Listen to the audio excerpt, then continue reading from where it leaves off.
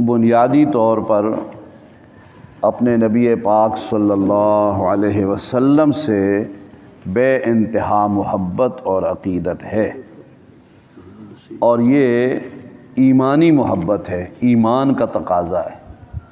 ایک محبت دل کی ہوتی ہے، قلبی محبت ہوتی ہے، بچوں سے محبت ہے، ماں باپ سے محبت ہے، یہ ہر ایک میں ہوتی ہے، لیکن ایمان والوں کو جو اپنے نبی پاک صلی اللہ علیہ وسلم سے محبت ہے، اس محبت کا حکم خود اللہ نے بھی دیا ہے، اور بحمد اللہ ایمان کی برکت سے حضور سے محبت ہے صلی اللہ علیہ وسلم سے۔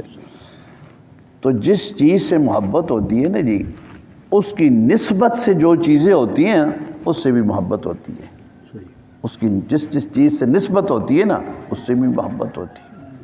آج مسلمانوں کو کہیں پتہ چل جائے یہ وہ کرتا ہے جو جناب نبی کریم صلی اللہ علیہ وسلم نے ذیب تن فرمایا، مسلمان کتنی عقیدت رکھے گا۔ آج بھی بعض جگہ پر ہوتا ہے نا منہ مبارک کہ ایک بال ہے آپ صلی اللہ علیہ وسلم کا یا دو بال ہیں، تو مسلمان کتنے ادب سے، کتنے احترام سے اس کو دیکھتا ہے، اس کو چومتا ہے، کتنی محبت اور عقیدت کا اظہار کرتا ہے۔ حتیٰ کہ وہ شہر جس میں آج حضور صلی اللہ علیہ وسلم تشریف فرما ہیں، اس شہر مدینہ منورہ سے بھی مسلمانوں کو محبت ہے کہ نہیں محبت؟ مدینہ طیبہ کی گلی کوچوں سے محبت ہے، وہاں کی مٹی سے محبت ہے بھائی۔ تو یہ کیوں؟ کیونکہ اس کو نسبت ہے جناب نبی کریم صلی اللہ علیہ وسلم سے۔ یہ ایمانی محبت ہے، یہ ایمان کا تقاضا ہے، یاد رکھو۔ تو وہ لوگ جن کو حضور کے ساتھ نسبت ہے صلی اللہ علیہ وسلم سے، اور نسبت بھی کیسی؟ حضور کے شاگرد ہیں، حضور کے مرید ہیں، حضور کے ساتھی ہیں، آپ صلی اللہ علیہ وسلم کے دوست ہیں، آپ کے رشتہ دار ہیں، کوئی آپ کے سسر ہیں، کوئی آپ کے داماد ہیں، کوئی آپ صلی اللہ علیہ وسلم کی ازواج مطہرات ہیں، تو ان سب کے ساتھ بھی دوستی اور محبت ایمان والوں کو ہے، یاد رکھو۔ جو ایمان والا ہے وہ ان چیزوں سے محبت رکھتا ہے، اور جس کے دل میں آپ صلی اللہ علیہ وسلم کی محبت نہیں ہے نا جی، وہ پھر ان سے بھی محبت نہیں رکھتا۔ اس لیے آپ صلی اللہ علیہ وسلم نے جن عشرہ مبشرہ کو دنیا میں جنتی ہونے کی بشارت دی ہے، ان کے احوال پڑھے جاتے ہیں۔ تو چار جو خلفاء راشدین ہیں نا، ان کے حالات ہم نے پڑھ لیے ہیں۔ وہ کون کون سے ہیں بھائی؟ سارے بتاؤ ذرا۔ سیدنا، ساتھ یہ یاد رکھو، ہر صحابی کے ساتھ سیدنا کہا کرو، سیدنا ہمارا سردار، سیدنا ابو بکر صدیق رضی اللہ عنہ، دوسرے سیدنا عمر فاروق رضی اللہ تعالی عنہ، تیسرے سیدنا عثمان رضی اللہ تعالی عنہ، چوتھے سیدنا علی المرتضیٰ شیر خدا رضی اللہ تعالی عنہ کرم اللہ وجہہ، دونوں لقب ہیں آپ کے۔ پانچویں ہیں بھائی سیدنا طلحہ ابن عبید اللہ، طلحہ ابن عبید اللہ، طلحہ ابن عبید اللہ رضی اللہ تعالی عنہ، ان کا نسب درج ذیل ہے۔ سیدنا طلحہ ابن عبید اللہ بن عثمان بن عامر بن کعب بن سعد بن تیم بن مرہ بن کعب، آپ کی کنیت ابو محمد تھی۔ والدہ ماجدہ کا تعلق ملک یمن کے قبیلہ حضرمیہ کے ساتھ تھا، جن کا نسب نامہ درج ذیل ہے۔ صعبہ بنت عبداللہ بن عداد بن مالک بن ربیعہ بن اکبر بن مالک بن عوف بن مالک بن اخروف بن ایاد بن صیرف بن حضرموت کندی یمنی۔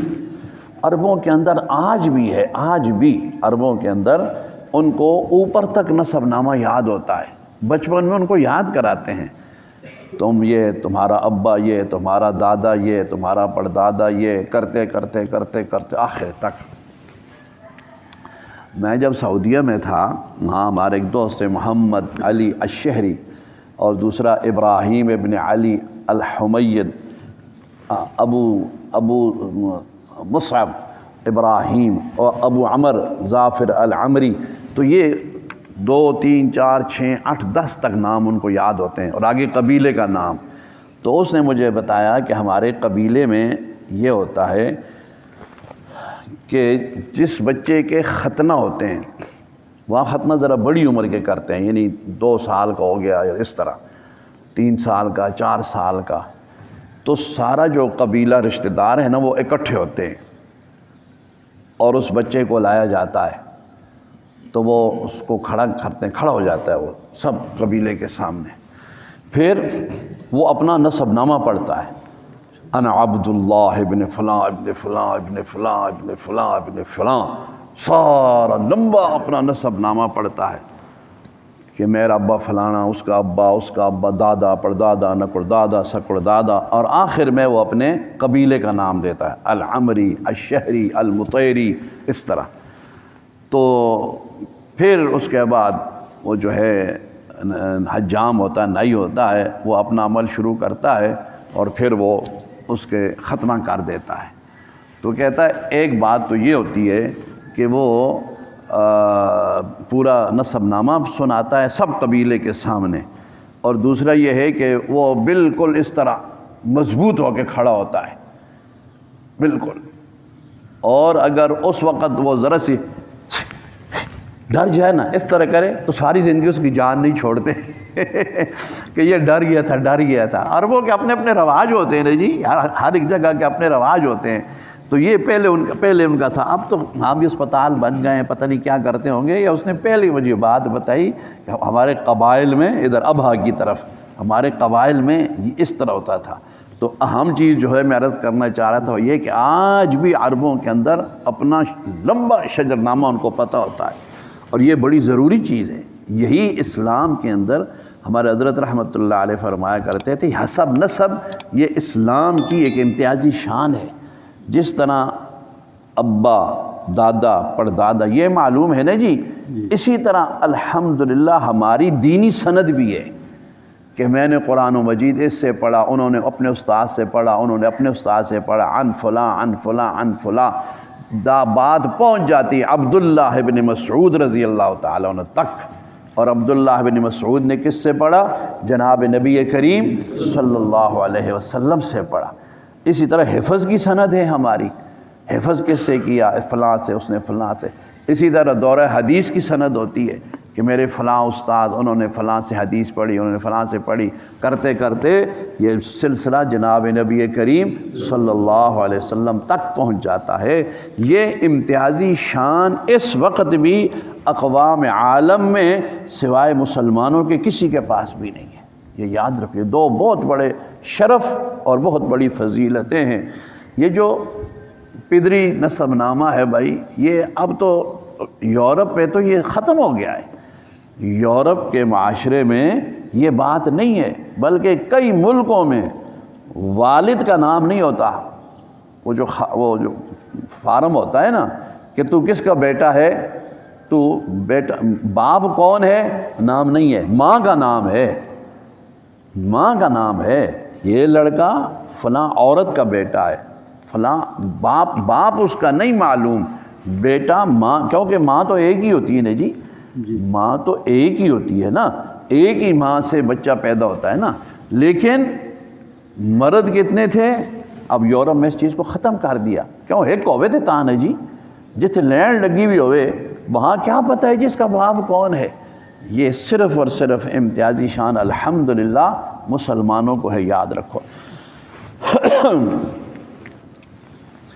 آپ صلی اللہ علیہ وسلم نے سیدنا کعب بن مالک رضی اللہ عنہ کے ساتھ آپ کی مواخات کو قائم کیا، جو قبیلہ خزرج کے شاعر تھے۔ کعب بن مالک یہ انصاری تھے، مدینہ منورہ کے تھے، اور اوس اور خزرج یہ انصار کے 2 بڑے قبیلے تھے۔ تو کعب بن مالک خزرجی تھے، طلحہ بن عبید اللہ یہ مہاجر تھے۔ آپ صلی اللہ علیہ وسلم نے مدینہ منورہ میں جو عقد مواخات قائم کیا نا، ایک مہاجر کو ایک انصاری کا بھائی بنایا، تو اس میں حضرت طلحہ کو حضرت کعب بن مالک کا بھائی بنایا۔ آپ یعنی طلحہ بن عبید اللہ ان 3 مسلمانوں میں سے ایک ہیں جو غزوہ بدر میں حاضر نہیں تھے، کیونکہ آپ تجارت کی غرض سے شام گئے ہوئے تھے۔ صحابہ کرام خصوصاً مکے والے تاجر پیشہ تھے، تجارت کرتے تھے، شام گئے ہوئے تھے۔ جب آپ حضور نبی کریم صلی اللہ علیہ وسلم کے غزوہ بدر سے بعد واپس ہوئے، مدینہ منورہ پہنچے، تو آپ صلی اللہ علیہ وسلم نے ان سے مال غنیمت کے متعلق فرمایا کہ تمہارا بھی مال غنیمت میں حصہ ہے۔ حصہ دیا ان کو باقاعدہ، مال غنیمت سے آپ کو حصہ ملے گا۔ تو انہوں نے عرض کیا یا رسول اللہ کیا میرے لیے اجر بھی ہے؟ میرے لیے اجر، حصہ تو مال غنیمت میں تو مال ہے نا جی، وہ ملے گا، کیا میرے لیے اجر بھی ہے؟ میں تو نہیں تھا، میں تو شام گیا ہوا تھا۔ آپ صلی اللہ علیہ وسلم نے فرمایا ہاں آپ کے لیے اجر بھی ہے، اللہ آپ کو اجر بھی دے گا، باوجود ہے کہ آپ شریک نہیں تھے۔ یہ دلوں کے حال تو اللہ جانتا ہے نا جی۔ صحابہ کرام وہ تھے کہ غزوہ بدر میں شریک نہیں ہوئے، حضور نے پھر بھی ان کا حصہ رکھا۔ کیوں؟ مخلص مسلمان تھے، صحیح پکے مومن تھے، ہوتے تو ضرور شریک ہوتے لیکن تھے نہیں، شام گئے ہوئے تھے۔ اس لیے فرمایا اے طلحہ تیرے لیے اس میں مال غنیمت بھی ہے اور عند اللہ تیرا اجر بھی ہے۔ سیدنا طلحہ رضی اللہ عنہ کا نام اولین مہاجرین کی فہرست میں شامل ہے، جنہوں نے اول ہجرت کی نا، مکہ سے مدینہ آئے، سب کچھ چھوڑ کے آئے، ان میں حضرت طلحہ بھی ہیں۔ غزوہ احد کے دن آپ نے بے مثال ثابت قدمی کا مظاہرہ کیا۔ جب مشرکین کے تیر آپ کی طرف ہر طرف سے آ رہے تھے تو اس وقت حضرت طلحہ نے ان کو اپنے ہاتھوں کے ذریعے روکا، یہاں تک کہ ہاتھ مبارک چھلنی ہو گیا۔ جدھر سے تیر آتا آگے ہو جاتے، ادھر آگے ہاتھ کر لیتے، ہاتھوں پر تیروں کو روکتے تھے۔ ایک بار آپ رضی اللہ عنہ کے سر مبارک پر بھی ہوا، زخموں کی حالت میں بھی آپ رضی اللہ عنہ نے رسول اللہ صلی اللہ علیہ وسلم کو اپنے کندھوں پر اٹھایا اور احد پہاڑ پر چڑھ گئے۔ وہ غار آج بھی موجود ہے، بعض خوش قسمتوں نے دیکھی ہے کہ اس طرح میدان ہے، میدان کے ساتھ پہاڑ ہے، درمیان میں راستہ ہے اور تھوڑے سے فاصلے پر ایک غار ہے۔ حضرت طلحہ رضی اللہ عنہ امام الانبیاء صلی اللہ علیہ وسلم کو کاندھوں پر اٹھا کر کے اسی زخمی حالت میں اس غار تک حضور کو لے گئے۔ وہ غار آج بھی موجود ہے، میں نے الحمدللہ زیارت کی ہے، آپ میں سے بھی شاید کوئی گیا ہو، تو وہ غار آج بھی احد پہاڑ کے دامن میں موجود ہے۔ اس تک آپ صلی اللہ علیہ وسلم کو کاندھوں پر اٹھا کر حضرت طلحہ لے کر کے گئے۔ جس جان نثاری کو دیکھتے ہوئے سرکار دو عالم صلی اللہ علیہ وسلم نے آپ کے بارے میں فرمایا الیوم اوجب طلحہ یا ابا بکر، اے ابو بکر آج کے اس دن طلحہ سب سے بڑھ گئے، طلحہ کا مقام سب سے بلند ہو گیا۔ ایک تو اس نے میرے اوپر بالکل چھتری اور ڈھال بن گیا، جہاں سے تیر آتے تھے یہ روکتے تھے، تاں آ کے ان کے ہاتھ بھی چھلنی ہو گئے، اور پھر سر پر بھی تیر لگا، اس سے بھی خون بہا۔ اس کے باوجود جب کفار کا چاروں طرف سے ہجوم ہو گیا، اور یہ شیطان لعین جو ہے نا، یہ بھی چونکہ صحابہ کا بھی دشمن ہے، اہل بیت کا بھی دشمن ہے، خود حضور کا دشمن ہے، اس نے اعلان کر دیا، آواز دے دی زور سے کہ بے شک حضور مارے گئے، الیاذ باللہ، بے شک حضور کو قتل کر دیا گیا۔ تو صحابہ کے دل ٹوٹ گئے کہ جس ذات بابرکات کے ساتھ سب کچھ تھا، اگر وہی دنیا میں نہیں رہے تو ہم نے جی کر کے کیا کرنا ہے۔ صحابہ کے دل ٹوٹ گئے تھے، لیکن آپ صلی اللہ علیہ وسلم نے پھر سب سے فرمایا ادو الی عباد اللہ، وہ اللہ کے بندوں میں ہوں، آؤ ادھر میرے پاس۔ بلکہ حدیث میں اور بھی بڑی باتیں آتی ہیں۔ حضرت ابوبکر صدیق رضی اللہ تعالیٰ نے ایک موقع پر کفار کو جواب دینا چاہا، حضور نے منع کر دیا کہ نہیں ابھی نہ بولو، ابھی نہ بولو۔ حضرت عمر نے جواب دینا چاہا، فرمایا ابھی نہ بولو۔ یہ ایک جنگی چال ہوتی ہے کہ ہجوم نہ ہو جائے۔ بہرحال اس دن حضرت طلحہ رضی اللہ عنہ نے بے مثال ثابت قدمی کا مظاہرہ کیا جنگ احد میں، اور آپ صلی اللہ علیہ وسلم کو اپنے کاندھوں پر اٹھا کر کے وہ وہاں تشریف لے گئے۔ حضرت طلحہ کی شہادت 10 جمادی الاولیٰ کو پیش آئی، اور وقت شہادت سیدنا طلحہ کی عمر مبارک 64 سال تھی۔ کتنی بھائی؟ 64 سال۔ سیدنا ابو بکر صدیق، سیدنا طلحہ کا نسب نامہ بنو تیم پر جا کر کے مل جاتا ہے، بنو تیم سے جا کر کے ان کا نسب نامہ مل جاتا ہے۔ ایک اور بھی سن لو بھائی، سیدنا زبیر بن عوام، آپ کا شجر نامہ درج ذیل ہے، سیدنا زبیر بن عوام بن خویلد بن اسد بن عبد العزیٰ بن قصی بن کلاب، آپ کے والد ماجد کا نام عوام تھا۔ سیدنا زبیر بن العوام امیر المومنین، سیدنا علی، سیدنا طلحہ، سیدنا سعد بن ابی وقاص رضی اللہ عنہم ایک ہی سال میں پیدا ہوئے۔ جنگ جمل کے دن سبع نامی وادی کے مقام پر عمرو بن جرموز سعدی لعین نے آپ کو شہید کیا۔ شہادت کے دن آپ کی عمر مبارک 67 سال تھی، 67 سال۔